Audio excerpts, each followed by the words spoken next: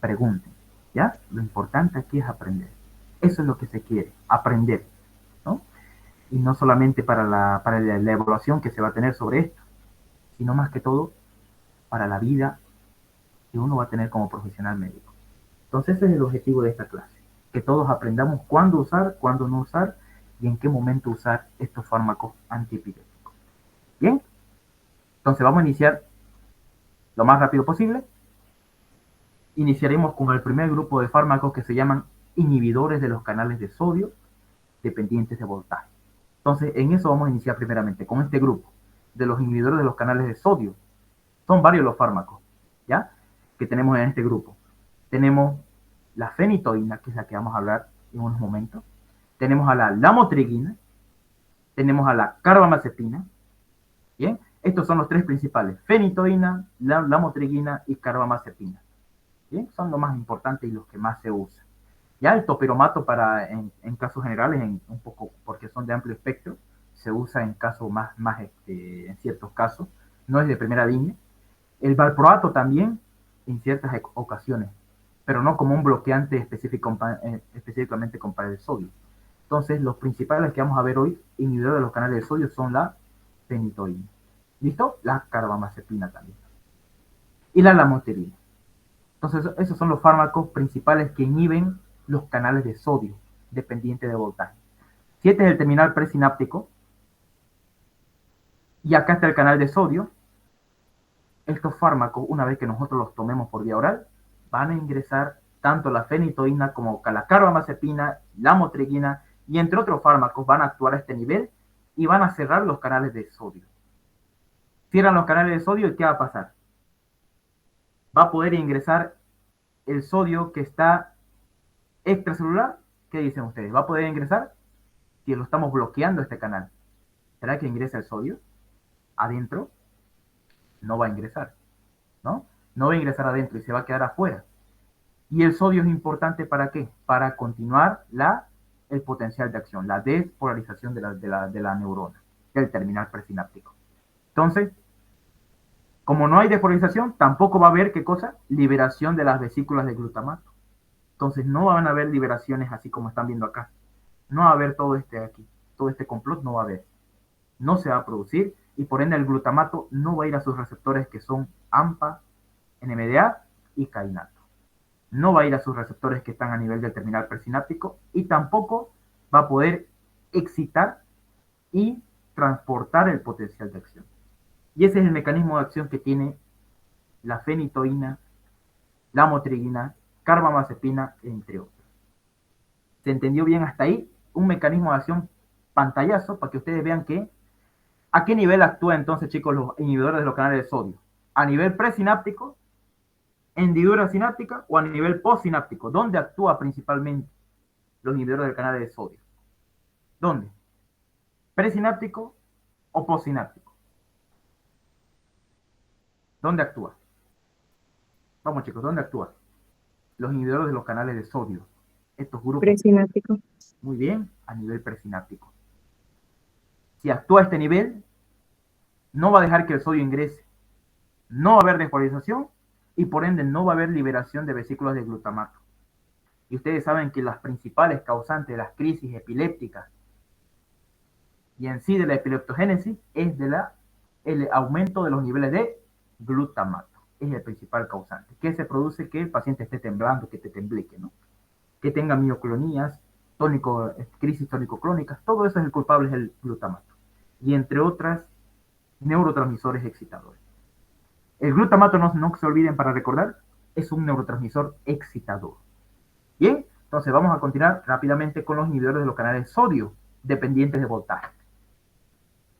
Bien, vamos a iniciar con el primer fármaco inhibidor bloqueante de los canales de sodio que se llama la carbamazepina. ¿Ya? La carbamazepina es usada como antiepiléptico y antineurálgico. Entonces me sirve para aquellas neuralgias, aquellos dolores neuropáticos. ¿Han escuchado alguna vez de un dolor neuropático? Son aquellos dolores que se originan por un daño nervioso.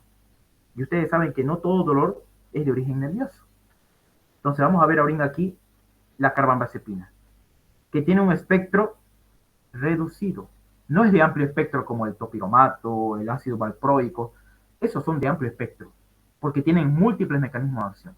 El topiromato, el ácido, el valproato son de amplio espectro. Sin embargo, la carbamazepina es de un espectro reducido y por ende produce menos efectos secundarios que el topiromato, que todos los otros fármacos. Es el que tiene menos efectos secundarios. Ya está su mecanismo de acción. Inhibe la entrada de los canales del ion sodio del líquido extracelular al líquido intraneural o intracelular. Bien, eso evita la carbamazepina, inhibiendo los canales rápidos de sodio. Y esto es lo interesante, mira que tiene. Inhibe más las descargas paroxísticas, o sea, aquellas descargas epilépticas o convulsivas, y no aquellas las fisiológicas. O sea, eso es algo interesante, porque la carbamazepina solamente va a actuar o va a tener su mecanismo de acción cuando haya crisis, no cuando no haya.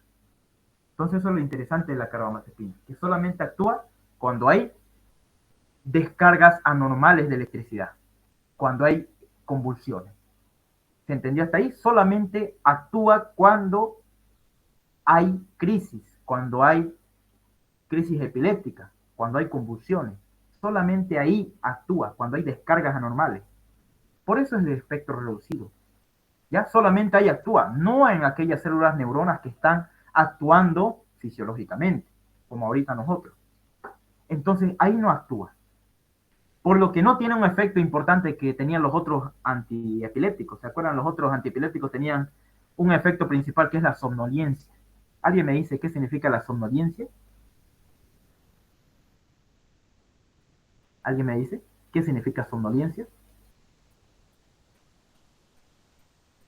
¿Alguien sabe qué es somnolencia? Que provoca sueño.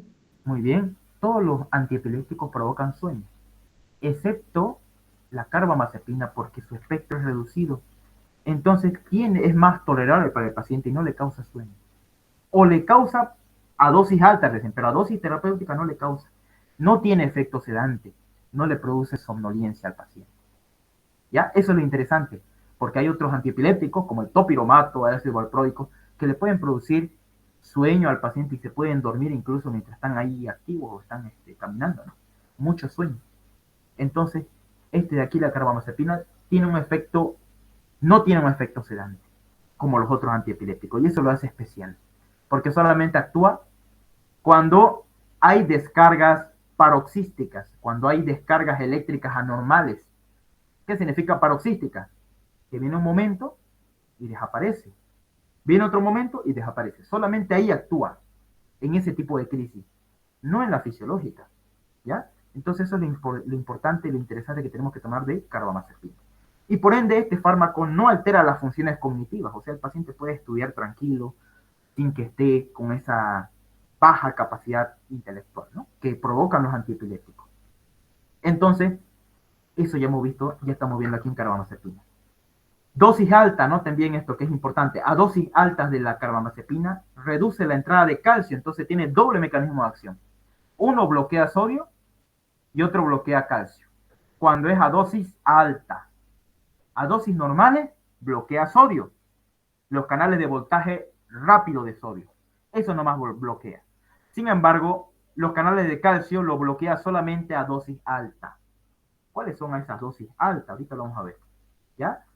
E inhibe la liberación de neurotransmisores excitadores. ¿Cuáles son neurotransmisores excitadores? Adrenalina, noradrenalina, dopamina, entre otros neurotransmisores excitadores. ¿Listo? Entonces tiene doble mecanismo de acción, chicos, la carbamazepina según la dosis. Primero, inactiva o inhibe los canales de sodio. Segundo, inhibe los canales de calcio. ¿Ya? Doble mecanismo de acción. Dosis, ajuste, de acuerdo a la dosis. La farmacocinética, sencillo, se absorbe lentamente. Eso es lo malo de la carbamazepina. No me sirve para urgencias, para una crisis ahorita, digamos que me está dando una crisis, no me sirve. Porque la absorción es lenta por el tubo intestinal, miren aquí, se lo toma el paciente por vía oral el fármaco, En el intestino delgado se absorbe, pero no se absorbe de manera lenta. Después de 8 horas recién va a estar en la sangre. Entonces, ¿será que me sirve para las urgencias, para las crisis de urgencia? No, no me sirve para las crisis de urgencia. ¿Cuál era, chicos, el fármaco antiepiléptico que se utilizaba para la urgencia? En caso de urgencias epilépticas, en convulsiones, ahorita digamos está convulsionando. ¿Qué le podíamos dar? ¿Qué fármaco antiepiléptico era de elección para la emergencia urgencia? El más baratito y el que más se encuentra aquí en los hospitales. ¿Cuál es?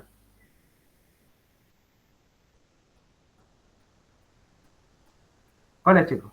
¿Quién se acuerda de los anteriores temas? Antiepiléptico de elección y de estrella para crisis aguda, pero no para crisis crónica. ¿Quién se acuerda de eso? ¿Diazepam? Eso, excelente. Las benzodiazepinas. Uno de esas es la diazepam, el otro es el lorazepam y el otro es midazolam, ¿no? Todo eso vamos a ver en unos momentos. Entonces, diazepam, clonazepam, lorazepam. Pero el que más se usa para las crisis es el diazepam, ¿no? El más baratito. Bien. Entonces ya hemos visto eso. Y es para recordar nomás los anteriores temas. Entonces, la farmacocinética, la carbamazepina es de lenta absorción. Recién a 4 8 horas recién va a estar en la sangre. No me conviene, ¿no? Para crisis agudas. Sí para crisis crónicas. Se distribuye en todo el cuerpo. Se metaboliza en el hígado. Y genera un metabolito cuando se metaboliza en el hígado, que es el culpable del mecanismo de acción. ¿Cuál es? Es el 10-11 epoxicarbamazepina. Ese es el metabolito activo que ejerce su mecanismo de acción. Y se elimina por vía renal. ¿Ya? Eso es lo importante y dar a conocer la farmacocinética de este fármaco. Bien, entonces su mecanismo de acción a dosis alta bloquea canales de sodio dependientes de voltaje rápido y canales de calcio. Y a dosis baja o a dosis terapéutica, como le dicen, solamente canales de sodio dependientes de voltaje. ¿Ya? No se olviden eso. ¿Cuál es? Carbamazepina. Otro que tiene similar mecanismo de acción es la oxcarbamazepina. Otro que tiene también similar mecanismo de acción, pero en este caso inhibe canales de sodio lento. O sea, lentamente lo inhibe. ¿Quién? La motripina. Entonces, eso tenemos que ir de acuerdo a su mecanismo de acción. No se olviden. A dosis terapéutica, bloquea sodio. A dosis alta, bloquea canales de calcio. Voltaje dependiente. ¿Alguna pregunta hasta aquí? ¿Alguna duda que tengan?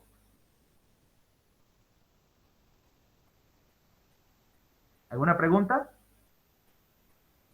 ¿Ninguna? Sí. Vamos a continuar. Si no hay preguntas, continuamos. ¿Cuándo está indicado? ¿Cuándo yo lo uso? ¿Cuándo yo uso carbamazepina? Como es de espectro reducido, ¿cuándo yo lo voy a usar? ¿Será para tratamiento agudo o crónico, chicos? La carbamazepina. Crónico. Eso, para un tratamiento crónico. Se utiliza como monoterapia. ¿Qué es monoterapia? Solamente un fármaco, ¿no? O puede ser como coadyuvante, o sea, que apoya el tratamiento. Puede ser combinado con otros antiepilépticos, ese es coadyuvante, que se apoya con otros fármacos antiepilépticos para ejercer un mejor mecanismo de acción. ¿Cuándo entonces se usa? ¿En qué está indicado? Anoten bien esto que es importante. Se usa en las crisis focales, o también llamadas crisis parciales, ¿ya? Crisis focales cuando la epilepsia es leve, digamos, o sea, crisis focal. Solamente mueve un brazo nomás, está así movido, después se calma. Una parte nomás del cuerpo, puede ser crisis motora o crisis sensitiva, como ya lo hemos visto al inicio, ¿no? Entonces, crisis focales, ahí también está indicado, cuando la epilepsia solamente está focalizado en un solo punto del cerebro. ¿Cuál es la parte del cerebro que es más epileptogénica, chicos? ¿Cuál es el lóbulo del cerebro que es más epileptogénico, donde hay más frecuente epilepsia? Y se pueden desarrollar las epilepsias focales. ¿Cuál es? Lóbulo temporal izquierdo. Muy bien, el lóbulo temporal izquierdo. Ese es el más epileptogénico. Muy bien, porque ahí se encuentra el hipocampo, ¿no? Bien, entonces crisis epilépticas focales, epilepsias generalizadas idiopáticas. También se puede usar, pero como segunda opción, ¿ya?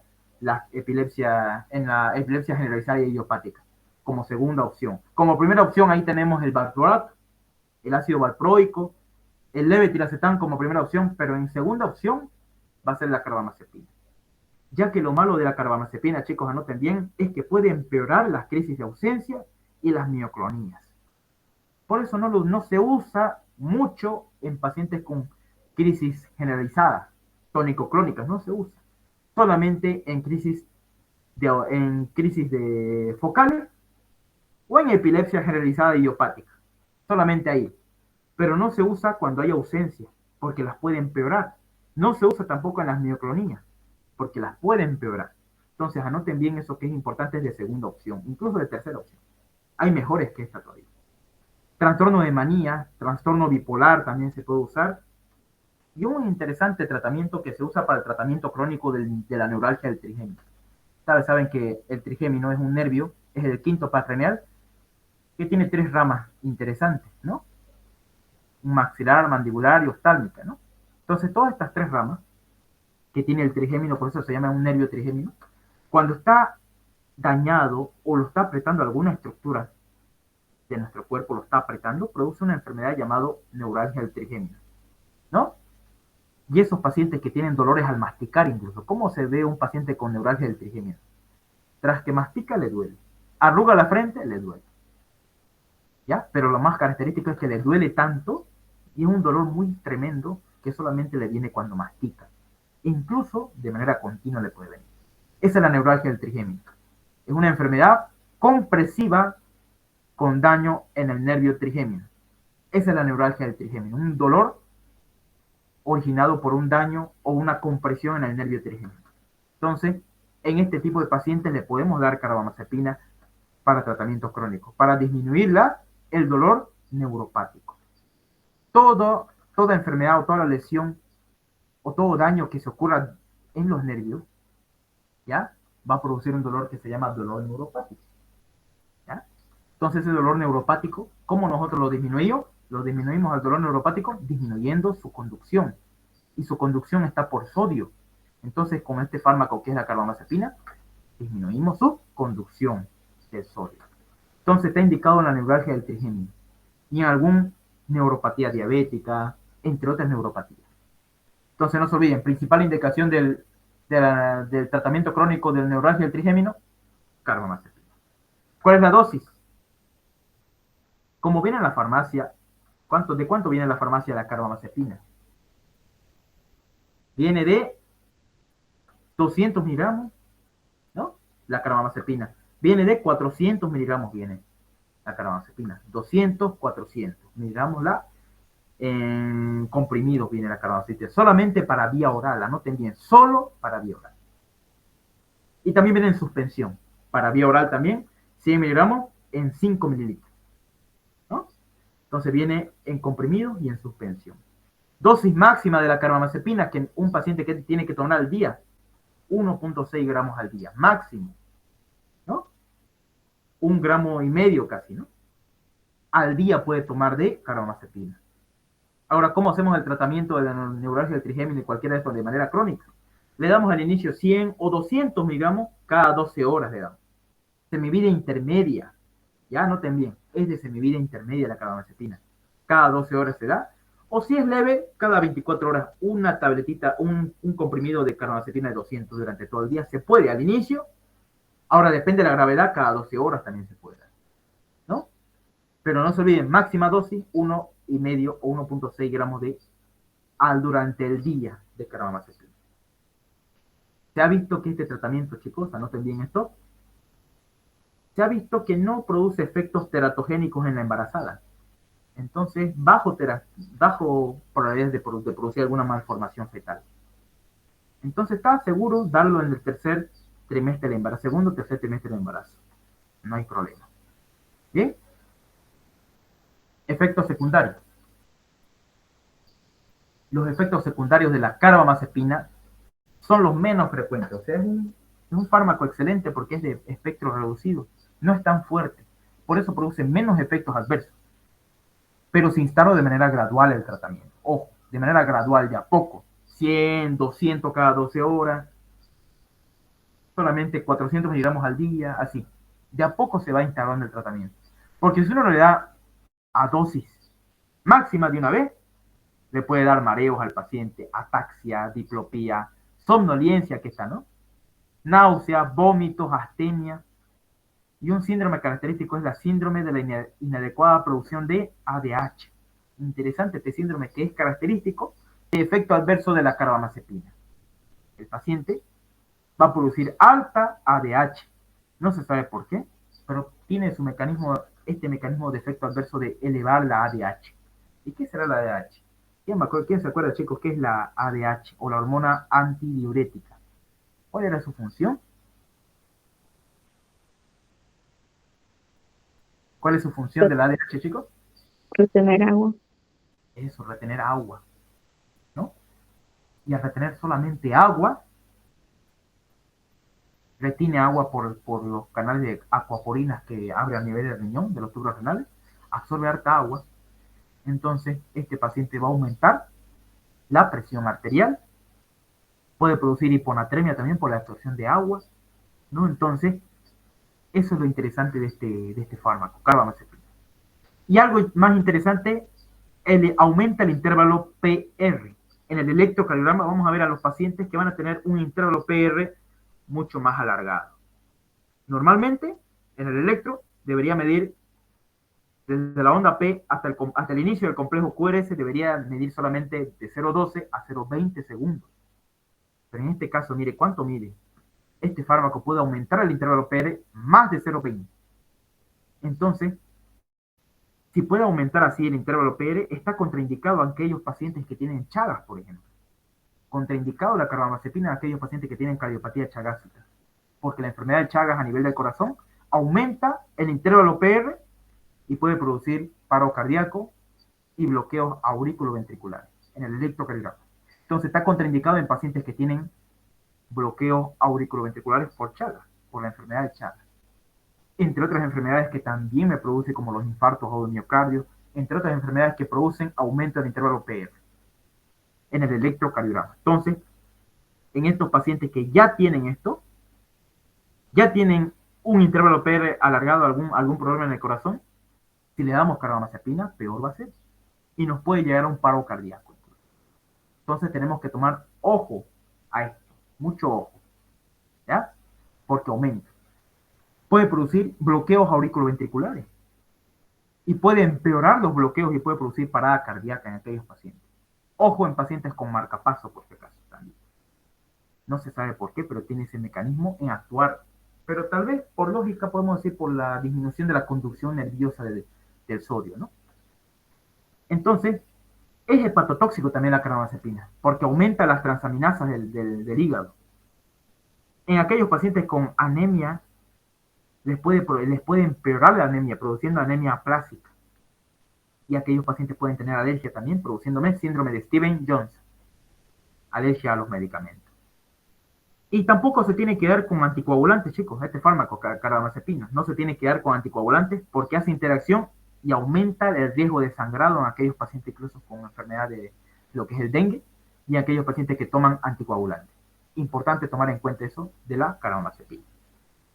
Por eso está contraindicadísimo en aquellos pacientes que tienen alteraciones hematológicas, en pacientes con bloqueos auriculoventriculares, en pacientes con depresión medular y en pacientes que toman principalmente anticoagulantes. No se olviden eso. Pacientes que toman anticoagulantes porque la carbamazepina aumenta el efecto de los anticoagulantes. ¿Alguna pregunta que tengan hasta ahí de la carbamazepina? Entonces, si les pregunta, ¿por qué está contraindicado la carbamazepina en pacientes con bloqueos auriculoventriculares por enfermedad de Chagas? ¿Por qué está contraindicado?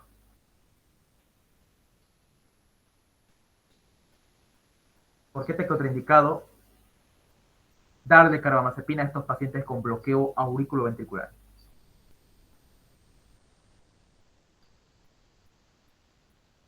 ¿Por qué creen, chicos?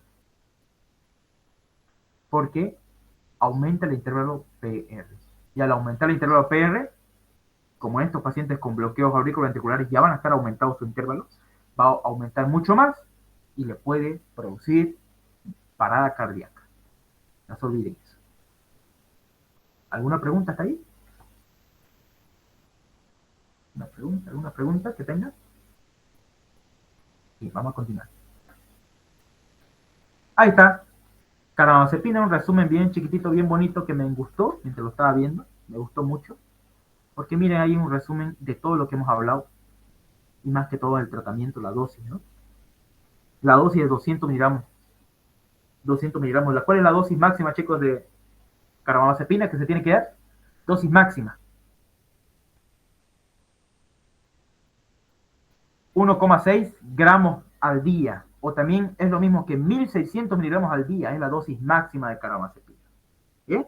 Y está indicado siempre en en el dolor neuropático, por ejemplo, neuralgia de trigémino, ¿no?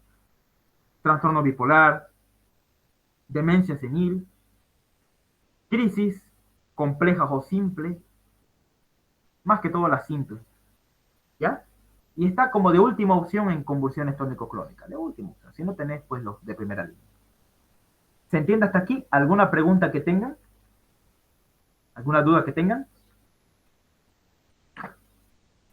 Para que nos pasemos a fenitoína. ¿Alguna pregunta, chicos, que tengan?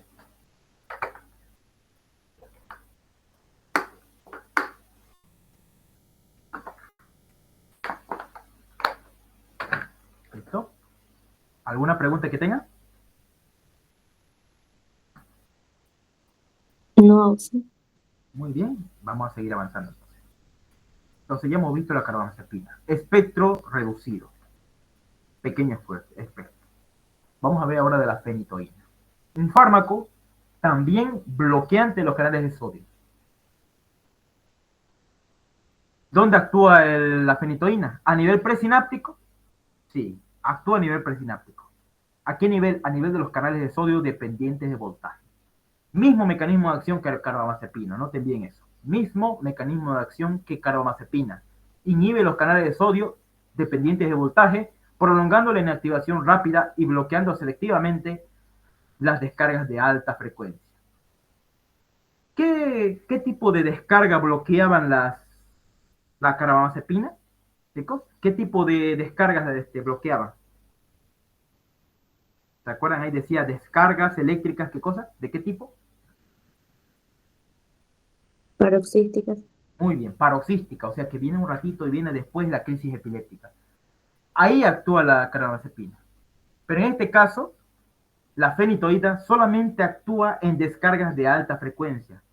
O sea, en crisis pequeñas, muy bajas, no te actúa. Solamente te actúa en crisis de alta frecuencia.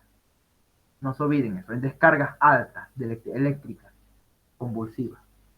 Afecta a las neuronas anormales del foco epiléptico que a las normales. Eso es lo interesante. Actúa a nivel de las neuronas que son anormales, ¿ya? Que están en el foco epiléptico. Ahí actúa de manera selectiva. Eso es lo interesante de la fenitoína, porque actúa a nivel cerebral, a nivel de la corteza motora cerebral. A ese nivel actúa. Por eso solamente afecta a las neuronas anormales que tienen descargas de alta frecuencia del foco epiléptico. ¿Ya? Bien. Puede percibir también, producir, digo, convulsiones tónico-clónicas a dosis alta. Entonces, mucho cuidado, chicos, en dar este fármaco, la fenitoína, a dosis alta. Preferible a dosis baja y a dosis terapéutica. ¿Ya? Entonces, puede producir convulsiones tónico-clónicas a dosis alta. ¿Por qué? Si les preguntan por qué. Por inhibición de los canales de sodio en neuronas inhibitorias. O sea, va a bloquear los canales de sodio, ya no en excitadoras que liberan glutamato, sino también en neuronas que liberan GABA, por ejemplo. Entonces, eso es lo malo de aquí, de la fenitoína, que puede afectarte a las neuronas malas que producen la crisis epiléptica, pero no a las neuronas buenas. A las neuronas buenas solamente afecta a dosis alta. A más dosis del fármaco, actúa e inhibe a las neuronas que son fisiológicas, a las neuronas normales. ¿Bien? Entonces, no se olviden eso que es importante, a las neuronas inhibitorias que producen GABA. A esas neuronas va a atacar y nosotros no queremos eso, que actúe en las neuronas que producen GABA. Entonces no se olviden. Principal mecanismo de acción, inhibe canales de sodio dependientes de voltaje a nivel presináptico. ¿Bien? Ya dosis alta, ¿a quiénes inhibía, chicos? ¿A qué tipo de neuronas? A dosis alta. ¿A neuronas que producen glutamato o a neuronas que producen GABA? GABA. A neuronas que producen GABA. Porque las neuronas que producen GABA, o sea, este neurotransmisor que es el GABA, las neuronas que producen GABA se llaman neuronas inhibitorias. Y las neuronas que producen glutamato se llaman neuronas excitadoras. Entonces, a dosis alta, la fenitoína no solamente va a actuar en neuronas excitadoras, como que producen glutamato, sino también en neuronas inhibitorias, como el GABA. ¿Será bueno eso? ¿Que inhiba también al GABA? Ni idea, ¿no? Porque es a dosis alta. No se olviden dar la dosis terapéutica. La dosis terapéutica es la dosis mínima con la que se produce el efecto farmacológico. Esa es la dosis terapéutica. No le van a dar al paciente a dosis alta. Ojo. Farmacocinética. Ya hemos visto su mecanismo de acción. Vamos a ver ahora su farmacocinética. Lo mismo, se absorbe de manera lenta por el intestino. No me sirve en la crisis. Me sirve después de la crisis. Anoten bien eso. La fenitoína es usado no en la crisis, sino después de la crisis epiléptica, después de la crisis convulsiva. Después. Absorción es lenta, por vía oral. Pero si uno quiere un efecto rápido, de urgencia, se puede usar por vía intravenosa. Entonces vamos a ver aquí que la fenitoína viene para vía endovenosa y para vía oral. Se distribuye en todo el cuerpo, también en la leche materna.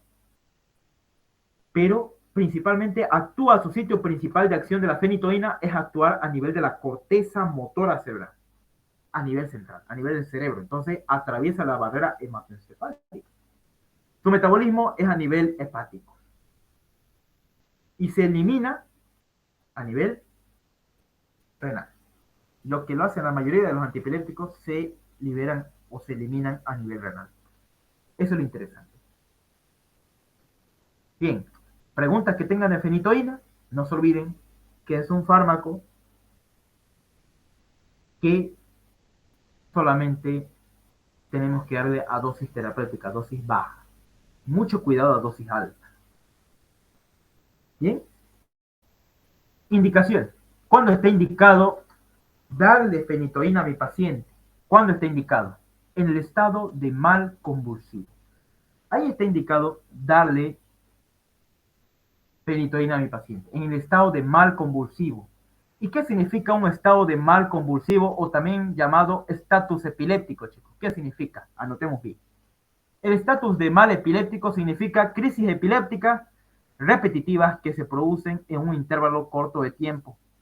Eso es el estatus epiléptico. Anoten bien. ¿Qué es un estatus epiléptico o un estado de mal epiléptico o un estado de mal convulsivo, que es lo mismo? ¿Qué significa? Anoten bien ese término, lo tenemos que saber manejar para hacer el tratamiento.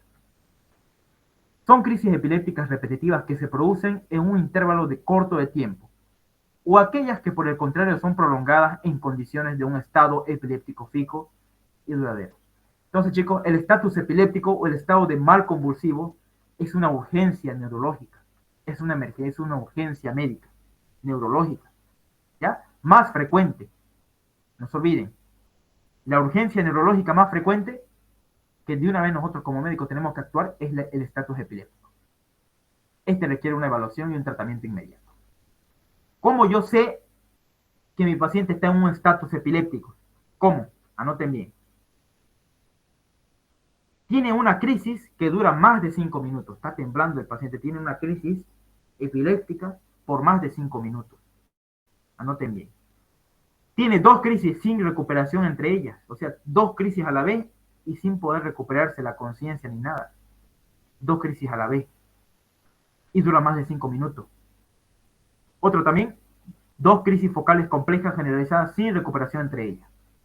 Entonces, anoten bien, chicos, ese es un estado de mal epiléptico. Son crisis epilépticas repetitivas que se producen con una duración de más de 5 minutos y sin recuperación entre cada 2 crisis. ¿Bien? y es una urgencia neurológica. Tratamiento aquí del estatus epiléptico, ahorita lo vamos a ver. Pero no se olviden, este es el concepto que yo quiero que ustedes se lo queden bien. Ahí está indicado entonces la fenitoína. ¿En quién más está indicado? En las epilepsias focales, generalizadas, y como profilaxis para evitar las convulsiones en pacientes con algún trauma en la cabeza, ACV o algún tratamiento neuroquirúrgico.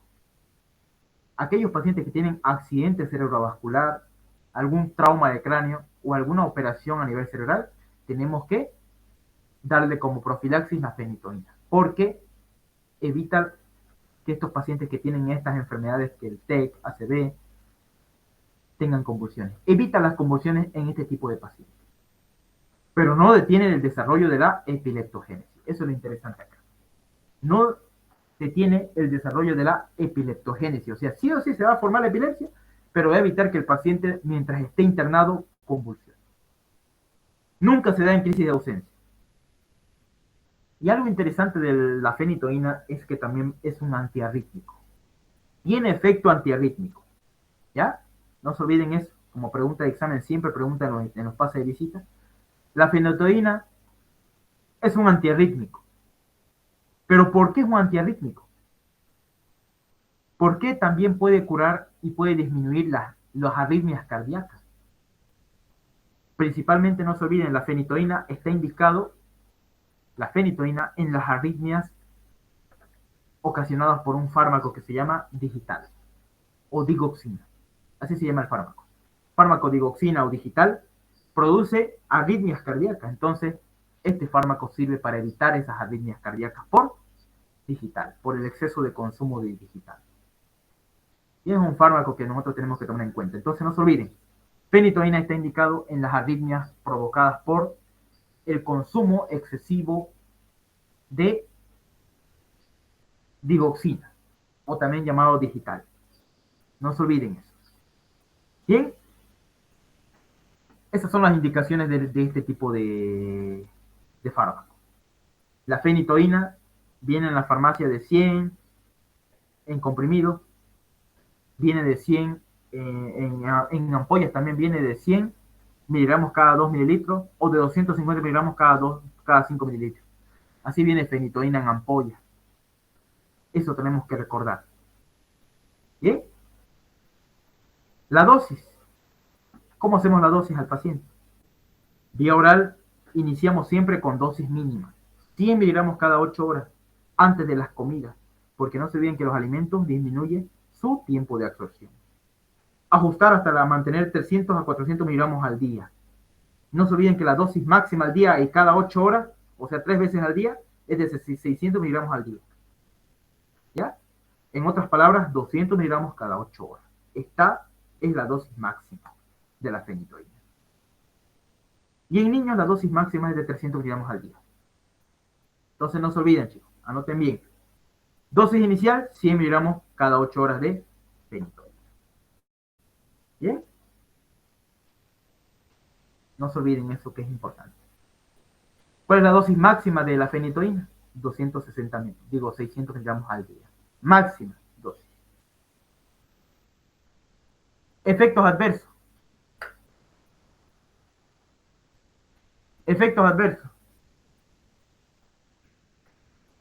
Es mal tolerado si el tratamiento es crónico. Entonces, algo interesante de aquí de lo que es la fenitoína. Al inicio, parece que es el mejor, que no produce efectos adversos al inicio del tratamiento.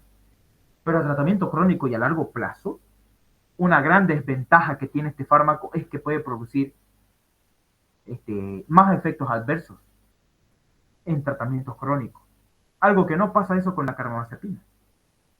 Solamente la carbamazepina era a dosis alta. En este caso la fenitoína es a dosis alta y a dosis larga, o sea, tratamiento crónico. Al inicio no parece demostrar efectos adversos. Pero si nosotros lo damos a largo plazo, durante meses fenitoína, puede haber nistagmo, disartría, alteraciones de la coordinación, vómitos, náuseas, somnolencia, coma, y puede producir convulsiones. Por eso está contraindicado en las crisis de ausencia. Bien, Entre otras, a dosis alta también puede haber hiperplasia gingival, hipocalcemia, síndrome de Steven-Johnson por alergia y síndrome hemorrágico. Puede exacerbar la hemorragia en pacientes con alguna alteración hematológica. Entonces, siempre a estos pacientes tenemos que darle suplementos con vitamina K.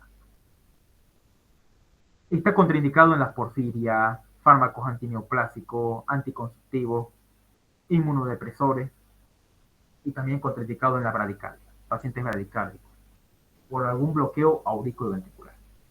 Entonces, anoten bien, chicos, las dosis, efectos y contraindicaciones. ¿Alguna pregunta hasta acá?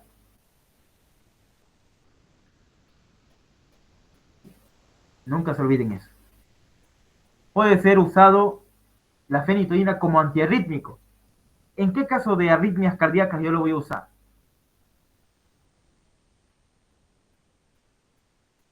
Vamos, chicos, ¿en qué tipo de Por, arritmias cardíacas voy a usar? por ¿Cuál? digoxina. Eso, arritmias cardíacas por digoxina. Muy bien, excelente. Y acá hay unas imágenes que les quise mostrar. Este es un paciente con un trauma de cráneo.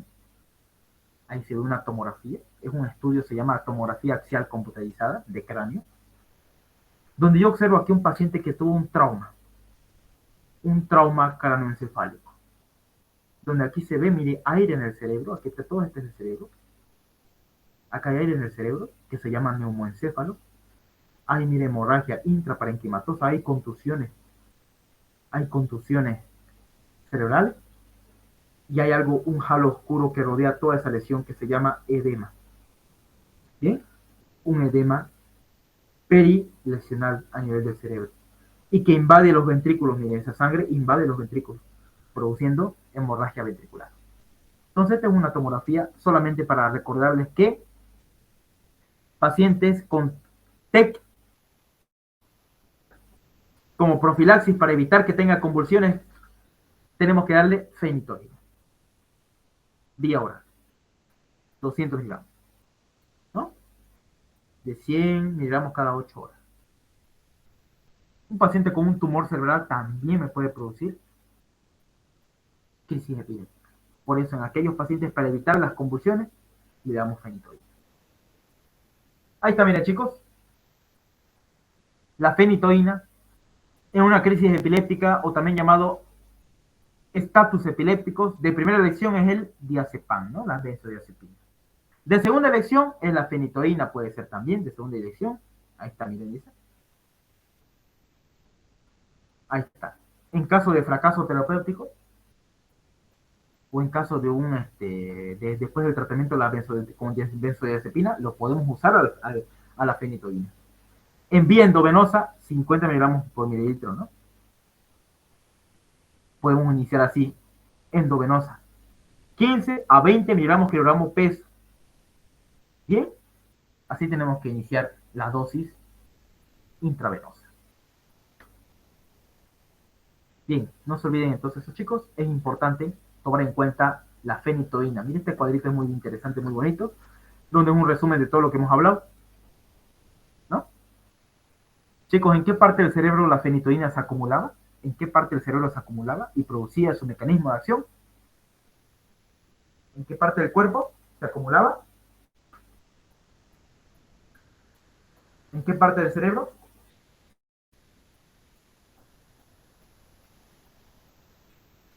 En la corteza cerebral, ¿no? Muy bien. Entonces tenemos fenitoína para ampolla y para vía oral. ¿Alguna pregunta que tengan de fenitoína? Chicos, preguntas.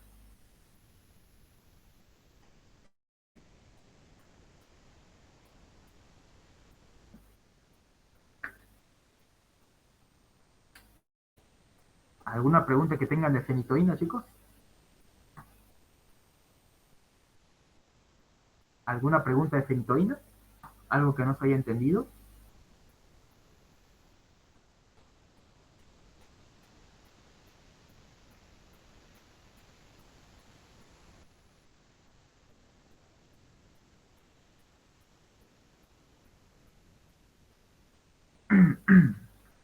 Sí. Un momentito.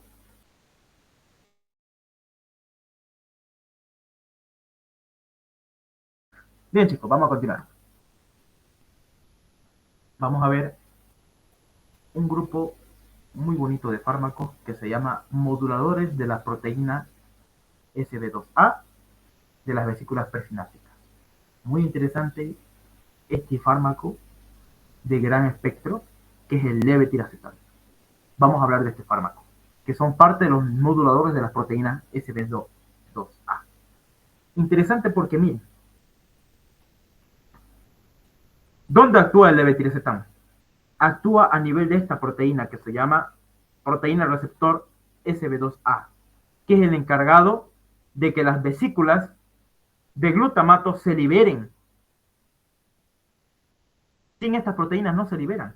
Entonces el levetiracetam, que es un fármaco inhibidor de las proteínas SB2A, va a evitar que se liberen las vesículas en el terminal presináptico hacia la hendidura sináptica. Ese es el mecanismo de acción del levetiracetam. No se olvide, bloquea el receptor SB2A. Levetiracetam. Importante porque es un modulador de las proteínas. Ya un fármaco antiepiléptico muy bueno y muy usado en el campo pediátrico. Entonces no se olviden, el fármaco de elección y de estrella en los moduladores de las proteínas SB2A es el levetiracetam.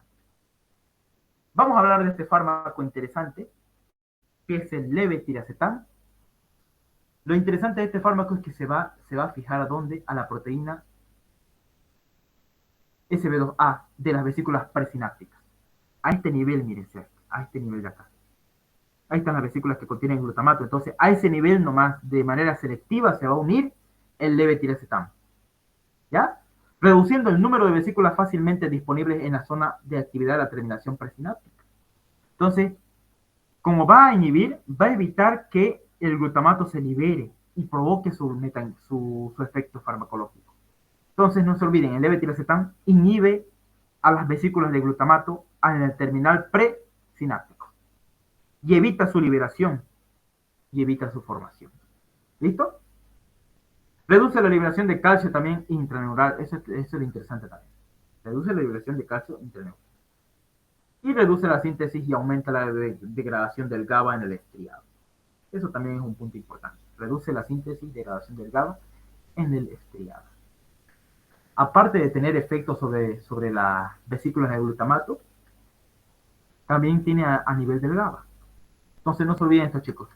El levetiracetam actúa a nivel de las vesículas presinápticas de glutamato y evita que se liberen y hagan su mecanismo de acción.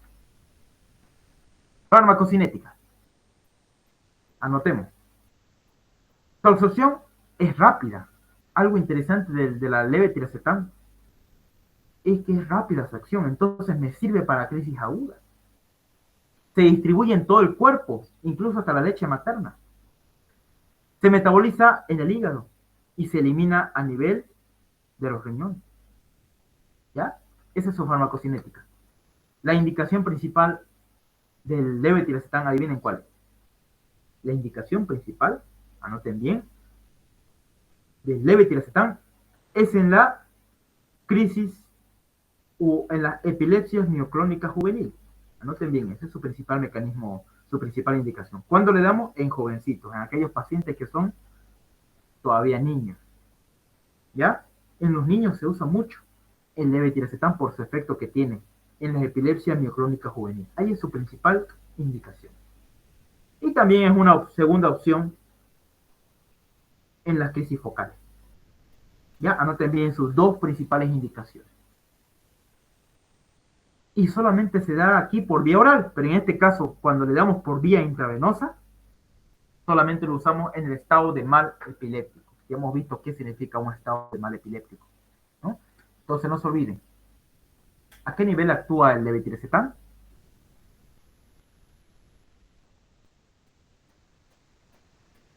¿A qué nivel actúa el... Muy bien. Vesículas presinápticas. A nivel de las vesículas presinápticas. Del receptor SB2A. Ahí actúa el levetiracetam. Excelente mecanismo de acción y es único en su especie. Y aquí vamos a ver algo interesante. Mire este paciente que le voy a mostrar aquí en esta imagen. Mire, está ahí, es un jovencito, está comiendo nomás tranquilo, está comiendo ahí su almuerzo. Pero miren qué es lo que pasa, cómo miren lo que pasa ahí en su cuerpo, mírenlo ahí, ¿no? Tiene un movimiento brusco que dura poco tiempo. Miren, ahí está tranquilo, comiendo tranquilo, y de la nada empieza a moverse, ¿no? De la nada está tranquilo alzando sus cosas y le viene un ataque. Pero eso de ahí no es una crisis convulsiva, no es una crisis epiléptica, tipo gran mal, no es. Se llama epilepsia mioclónica juvenil. Epilepsia mioclónica juvenil. Ocurre en aquellos pacientes que tienen entre los 5 y 17 años de edad. Ahí aparece lo que es la epilepsia mioclónica juvenil, que se caracteriza por una crisis mioclónica. ¿Qué son las mioclonías? Anoten bien esto. La mioclonía son los movimientos involuntarios de un músculo o de un grupo muscular, pero son movimientos breves. No son como el estatus epiléptico, que dura más de 5 minutos. En este caso, es de duración breve. Movimientos involuntarios breves, de un solo músculo o de un grupo muscular extenso. ¿Bien? Así se puede diagnosticar fácilmente y clínicamente una epilepsia mioclónica juvenil entre los 5 y 17 años de edad. Crisis mioclónica juvenil. Solamente se tiembla un poco, un rato, y luego se le pasa. Es paroxístico. ¿Ya? Entonces aquí vemos otra vez al paciente, miren, todo tranquilo, está ahí queriendo comer, cuando de la nada siente algo y se mueve, ¿no? Y se sigue moviendo. Viene de vez en cuando, no es continuo, viene un rato y se va, es paroxístico. Y solamente lo interesante de esta epilepsia mioclónica juvenil es que es entre los 5 y 17 años de edad. Nada más. La dosis, chicos. La dosis inicial por vía oral es de 250 miligramos cada 12 horas. Ya, anoten bien eso. Dosis inicial del levetiracetam, 250 miligramos cada 12 horas. Y tenemos que incrementar, cada 2 semanas tenemos que incrementar a otros 250 hasta formar 500 miligramos cada 12 horas. La dosis máxima es 1500 miligramos cada 12 horas. Semivida intermedia, chicos. Cada 12 horas le damos, 2 veces al día. ¿Ya? Dosis máxima, 3000 miligramos al día. O 3 gramos al día, dosis máxima. El levetiracetam viene en tabletas de 500 y de 1000 miligramos. Y viene en jarabe también en suspensión de 100 miligramos cada 1 ml. ¿No? Para los niños, para los pacientes pediátricos. Por eso se usa levetiracetam, pacientes pediátricos. Más que todo. Para el tratamiento de la epilepsia mioclónica juvenil. Anoten muy bien entonces eso, chicos. Anótenlo, excelente. Bien, viene de 500 en tabletas y de 1000. Dosis diaria, 250 miligramos cada 12 horas. E incrementar hasta 500 cada 12 horas a las 2 semanas. Dosis máximo, 3 gramos al día o 1500 miligramos cada 12 horas. Dosis máxima. Bien. Efectos adversos. Somnolencia, como todo antiepiléptico. Lo interesante es que estos efectos adversos desaparecen a las 2 a 4 semanas del tratamiento. Puede haber alteración de comportamiento, depresión, psicosis. Y viene también en solución para inyectables de 500 miligramos cada 5 mililitros. También viene así levetiracetam. Está contraindicado. No tenemos que nosotros parar el tratamiento de manera súbita. Tenemos que irlo de manera gradual. Disminuir la dosis de manera gradual para que no tenga una crisis y le venga otra crisis. ¿Ya? Está entonces contraindicado cuando nosotros le queremos quitar de manera abrupta la dosis del levetiracetam. ¿Sí? Tenemos que ir quitando la dosis de manera gradual. Y también está contraindicado en pacientes con insuficiencia renal y hepática. ¿Hasta ahí alguna pregunta, chicos? ¿Alguna pregunta que tengan sobre el levetiracetam? Fármaco excelente para las epilepsias mioclónicas juveniles. ¿Alguna pregunta, alguna duda? ¿Alguna duda que tengan, chicos?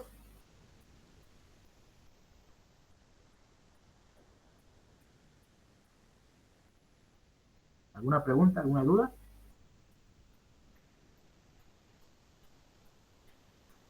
Bien, chicos. ¿Qué estudio se llama este? ¿Cómo se llama este estudio? Es un Encefalograma. Eso, es un electroencefalograma. Cuidado que le pongan electrocardiograma, ¿no? Es un electroencefalograma. No se olviden, chicos, para yo hacer el diagnóstico de epilepsia, yo no puedo hacerlo por la clínica, nomás tengo que tener un electroencefalograma. Con el electroencefalograma yo mido las ondas y la actividad eléctrica del cerebro, de la corteza cerebral. Entonces, este es el estudio. Donde yo tengo varias derivaciones acá. Yo tengo 1, 2, 3, 4, 5, 6, 7, 8, 9. 9 derivaciones. De 8 a 9 derivaciones vienen en el electroencefalograma. Y aquí lo que se observan son unas ondas, miren, unas ondas picudas a nivel parietal y a nivel frontal y a nivel occipital también se puede ver unas ondas puntudas en espiga. Y como se ve en todas las derivaciones, y no solamente se ve en unas cuantas, se ve en todas las derivaciones del electroencefalograma, yo puedo decir que esta es una crisis convulsiva generalizada. Tiene, mire, ondas picudas en espiga, ¿no? Se llama en forma de, le dicen de monorriel, le decían, no sé, una teoría que yo estaba leyendo algo sobre la interpretación de un electroencefalograma. Entonces, esto es una crisis epiléptica generalizada, chicos. Tónico-clónica le podemos decir cuando veamos la clínica. Pero en este caso es una crisis generalizada, ¿ya? Crisis convulsiva generalizada, todo el cuerpo. Sin embargo, aquí hay otra imagen de un otro electro, donde solamente yo veo en la región occipital y en la región temporal, que son los lugares más epileptogénicos, ¿no? A nivel temporal. Mira, aquí nomás se ven esas ondas en espiga, aquí normal, acá arriba normal, y acá otras ondas en espiga. Entonces, chicos, ¿cuál sería el diagnóstico acá, chicos? ¿Una crisis generalizada o una crisis focal? ¿Qué dicen ustedes? Una crisis focal se caracteriza por estar solamente en dos derivaciones. Mira, acá hay dos derivaciones contiguas a las otras. Dos y dos. Si están en todas las derivaciones, generalizadas. Pero como están solamente dos y acá abajo dos y los demás está normal, se llama crisis focal. Y mire, se ubica en el temporal y a nivel occipital. Eso es lo interesante de este tipo de electroencefalograma. Se ubica a nivel temporal esa crisis y un poco a nivel occipital. Y listo, chicos. Así, entonces, esta es una crisis generalizada. Crisis focal. Entonces, definición de estatus epilépticos. Nunca se olviden, chicos. Es una convulsión generalizada. Ese es un estatus epiléptico. En el estatus epiléptico hay varios tipos. Hay convulsivo, no convulsivo, refractario al tratamiento, subtipos, entre otros, y superrefractario. Vamos a ver este que es el más importante. ¿Qué es un estatus epiléptico convulsivo generalizado? ¿Qué significa eso? Significa una convulsión generalizada que dura más de 5 minutos o episodios repetitivos sin recuperación completa entre ellos. Ese es un estado de mal epiléptico o mal convulsivo. ¿Bien? ¿Y cuál es el tratamiento, chicos, de primera línea para este tipo de estatus epiléptico? Que es una urgencia médica. ¿Cuál es el tratamiento de primera línea? Tenemos que darle las famosas...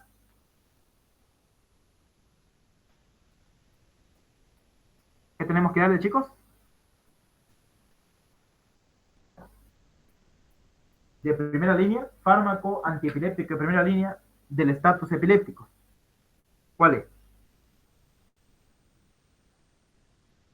Benzodiazepina. Eso es excelente. Voy a dar benzo. Tengo que dar como tratamiento una benzodiazepina. ¿Bien? Y de segunda línea, si no me sirvió, no tengo yo benzodiazepinas y tengo que darle por vía endovenosa, sí o sí, chicos, las benzodiazepinas. Vía endovenosa, sí o sí le tengo que dar. No por vía oral.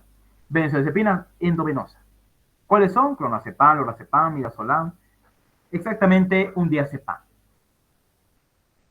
En segunda línea, levetiracetam. Como les he dicho, ¿no? El levetiracetam, muy bueno. Después, si las convulsiones persisten por más de 5 minutos, ¿ya? Levetiracetam. Ácido valproico, también se puede dar.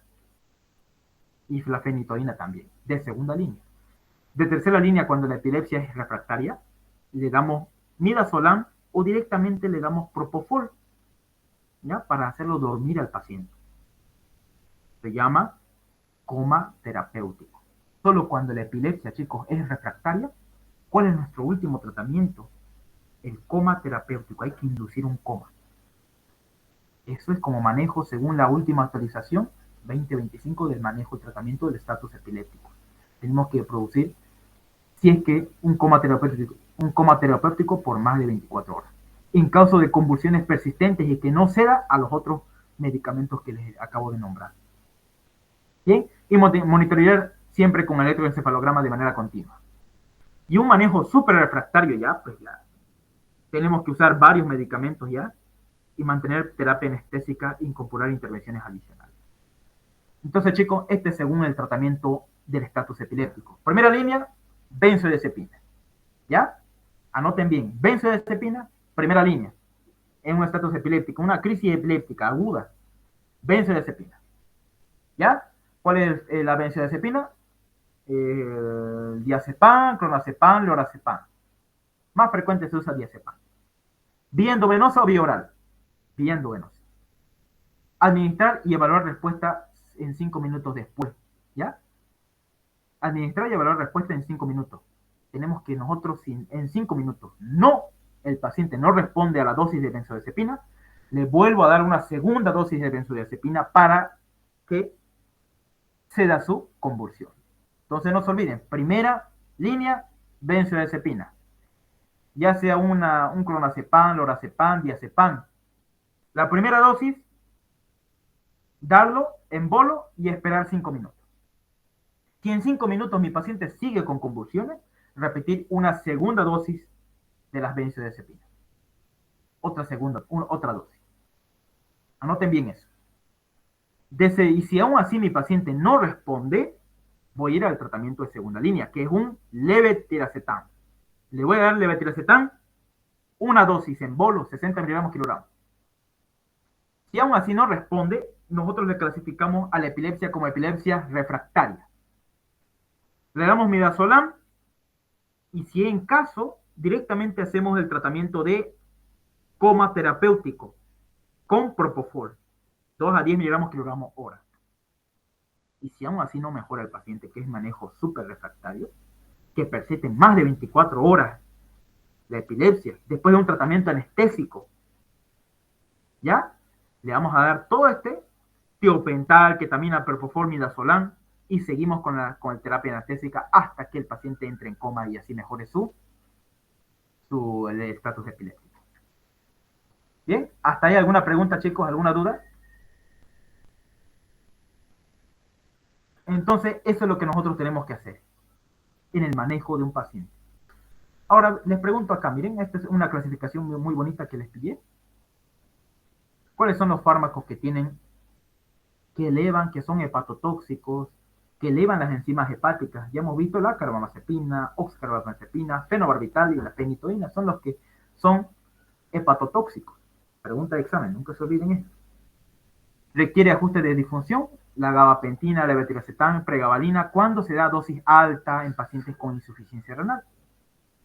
Y esto de aquí, la gabapentina, la lacosamida, levetiracetam y la pregabalina son fármacos que no interaccionan con otros medicamentos. Eso es lo interesante de estos 4 medicamentos acá. Gabapentina, la lacosamida, levetiracetam, la pregabalina son fármacos que no interaccionan con otros medicamentos. O sea, no hay problema si lo damos junto con otros fármacos antidiabéticos, anticonceptivos, no pasa nada. ¿Bien?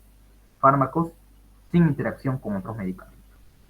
Y aquellos que se tiene que evitar, estos fármacos que se tiene que evitar en pacientes con daño hepático, por ahí tiene cirrosis hepática, tenemos que evitar el fenobarbital, lo mismo de arriba, porque son, chicos, hepatotóxicos. ¿Ya? Y bien, si tienen preguntas, o nos vamos a hacer la parte aquí de la resolución de las preguntas. Bien, chicos, resolución de preguntas, vamos a ir rápidamente. Antiepiléptico de elección ante una crisis epiléptica aguda. ¿Cuál es el fármaco de elección?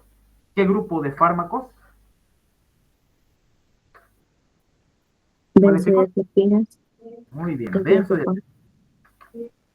benzodiazepina. ¿Cuáles son las benzodiazepinas que se usan en este tipo de crisis? Clonazepam, lorazepam, Diazepam. Muy bien, más usado es el diazepam. Muy bien. Excelente. ¿Qué significa estatus epiléptico convulsivo?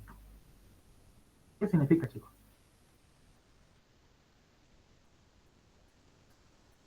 ¿Qué significa estatus epiléptico convulsivo?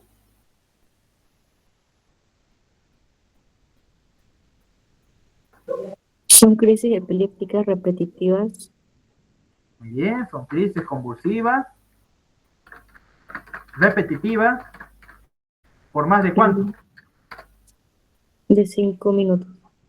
Más de 5 minutos, excelente. Más de 5 minutos. Más de 5 minutos y que no hay descanso, no hay sin descanso. Directamente hay estas crisis sin descanso. ¿Listo? Sin haber una recuperación, un periodo de recuperación que tiene que haber. Fármaco utilizado como profiláctico para evitar las convulsiones en pacientes con TEC y ACV. ¿Cuál es ese tratamiento profiláctico? ¿Cuál es el fármaco antiepiléptico que les mencioné? Fenitoína, Itoína. Muy bien. Nunca se olviden de eso. Fenitoína. Evita que el paciente entre en crisis, pero no evita la formación del foco epiléptico. Anótenlo bien eso. Antiepiléptico que inhibe las descargas paroxísticas y no así las fisiológicas. Entonces, no tiene efecto sedante. ¿Cuál es el antiepiléptico? Carbamazepina. Es carbamazepina. Excelente. Muy bien. ¿Qué tipo de arritmia está indicado la fenitoína? ¿En qué tipo de arritmia está indicada dar fenitoína? ¿Se acuerdan que era un antiarrítmico? ¿En qué tipo de arritmia está indicada la fenitoína? Arritmias producidas por digitaligos como la dioxina. Es intoxicación por digital que me produce a nivel una alteración electrocardiográfica, que es a nivel del intervalo PQT. Me puede producir arritmias cardíacas fatales. ¿Por qué está contraindicado la carbamazepina en pacientes con bloqueos auriculoventriculares? ¿Por qué está contraindicado? ¿Por qué no se da en estos pacientes con Chagas, yo les estaba diciendo, ¿no? Que tienen bloqueos auriculoventriculares en su corazón, problemas cardíacos? ¿Por qué no se da? porque aumenta el intervalo PR. Eso, aumenta, excelente, aumenta el intervalo PR en el electrocardiograma. Y si aumenta, peor le va a producir daño a mi paciente. Le puede producir una parada cardíaca. Nómbreme 3 antiepilépticos que no tienen interacción significativa con otros fármacos. O sea, no tienen interacciones, no se pueden alterar sus funciones. ¿Cuáles son esos 3 antiepilépticos de elección, los favoritos? ¿Era él? Levetiracetam, pregabalina y gabapentina. Muy bien, excelente. El levetiracetam, la pregabalina que hemos hablado, ¿no? En la anterior clase, pregabalina. ¿Y se acuerdan para qué servía la pregabalina? ¿En qué estaba indicado?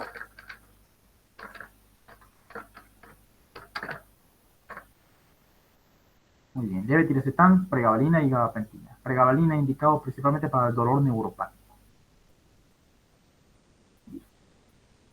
Es un fármaco antiepiléptico excelente para el tratamiento de epilepsia mioclónica juvenil.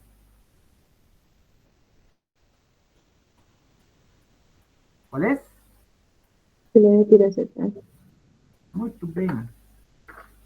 Es el levetiracetam. Levetiracetam. Fármaco de estrella y excelente por su mecanismo de acción de amplio espectro, ¿no? Y en estos pacientes, epilepsia mioclónica juvenil es distinto, aparece entre jóvenes, niños entre los 5 hasta los 17 años. Si en esos 5 o 17 años tuve epilepsia, tenemos que pensar en epilepsia mioclónica juvenil. Dosis inicial, chicos, del levetiracetam. ¿Cuál es la dosis inicial del levetiracetam? Que nosotros como médicos tenemos que saber para darle a un niño con epilepsia mioclónica juvenil. ¿Cuál es la dosis? ¿Cuál es la dosis, chicos? Vamos. 250 miligramos cada 12 horas. Excelente. 250 miligramos cada 12 horas. Muy bien. ¿Y se tiene que ir aumentando hasta los 500 a las cuántas semanas? ¿A las cuántas semanas? A las 2 semanas. Muy bien. Hasta llegar a una dosis máxima de ¿cuánto? Dosis máxima de levetiracetam. ¿Cuánto es? 1500. Excelente. Cada 12 horas. Muy bien. ¿Y durante todo el día? 3, 3000. 3000, dándome un total de 3 gramos durante todo el día. Listo, chicos, gracias por su atención y que Dios me los bendiga. Eso fue todo lo que es fármaco antiepiléptico, los más usados y los que más tienen relevancia clínica hoy en día y según el tratamiento de primera línea aquí en el estatus epiléptico, que es algo que tenemos que siempre que tomar en cuenta en esta clase. Todas estas diapositivas se las voy a pasar, chicos, al grupo, no se preocupen. ¿Alguna pregunta que tengan sobre la clase? Cortita la clase, no es tan larga. Una preguntita que tengan, algo que no se entendió.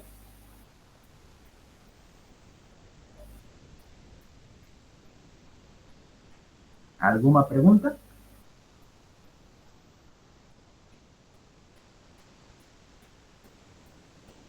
Bien, chicos, con esto terminamos con los cursos, con las jornadas de fármacos antiepilépticos. Ya hemos visto su manejo, el tratamiento y las principales características farmacológicas de cada medicamento. Más de esto ya sería para en otra, ¿no? Para otros cursos. Pero hasta aquí es lo que tienen que saber, lo mínimo de los fármacos antiepilépticos. ¿Listo, chicos? Esto les va a seguir para el internado y obviamente para su práctica clínica, para formarse como unos mejores médicos. ¿Listo, chicos? ¿Alguna pregunta, alguna duda?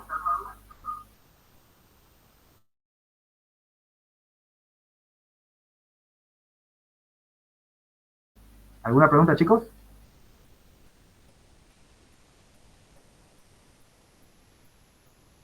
Bien, chicos, si no hay preguntas, nos vemos entonces hasta la próxima. Gracias a todos por entrar a estos cursos y nuevamente que Dios me los bendiga.